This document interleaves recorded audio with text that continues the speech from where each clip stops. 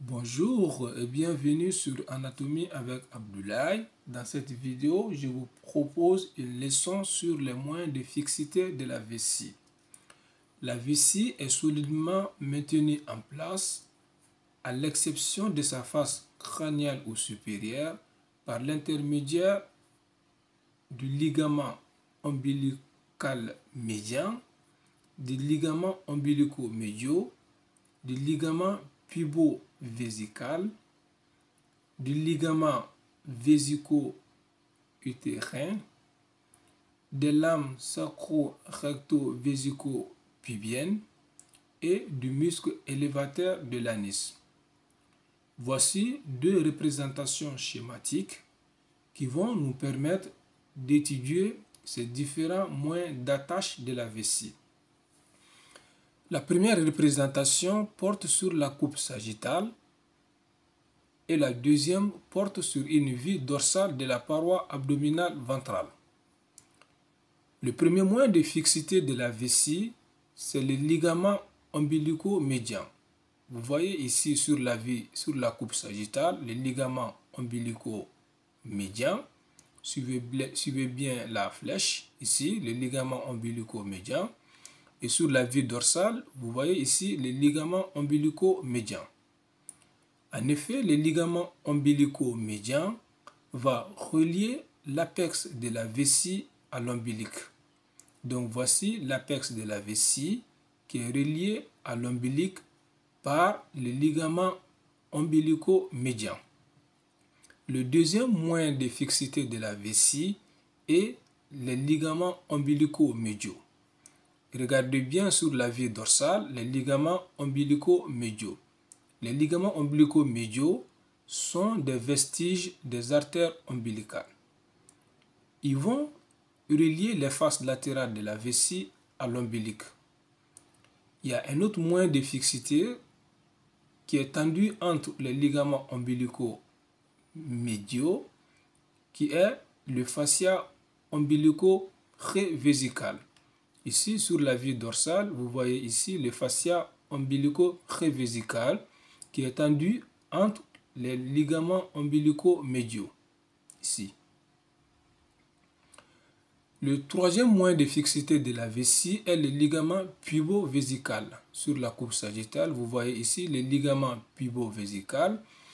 En effet, le ligament pubo-vésical va relier la face ventrale de la vessie au pubis de chaque côté. Ce ligament pubo-vésical est appelé chez l'homme le ligament pubo-prostatique.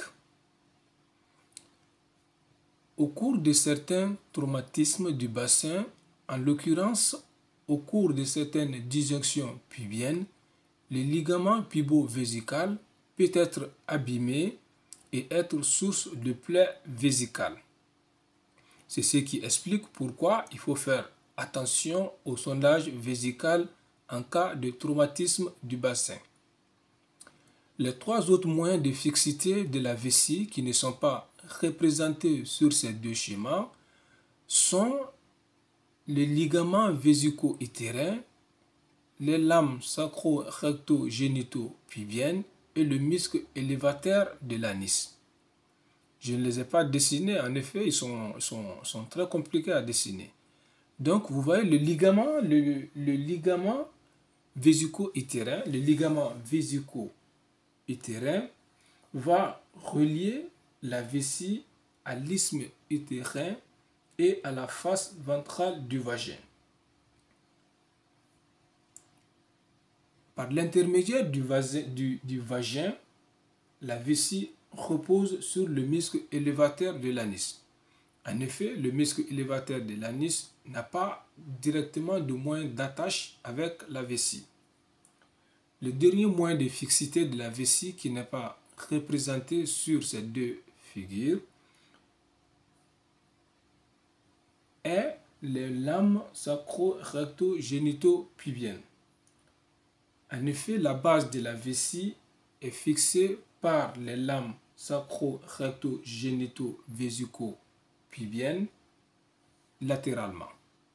Donc, en résumé, trois moyens d'attache de la vessie qui sont représentés sur ces devis. Le ligament ombilical médian qui va relier l'apex de la vessie à l'ombilic.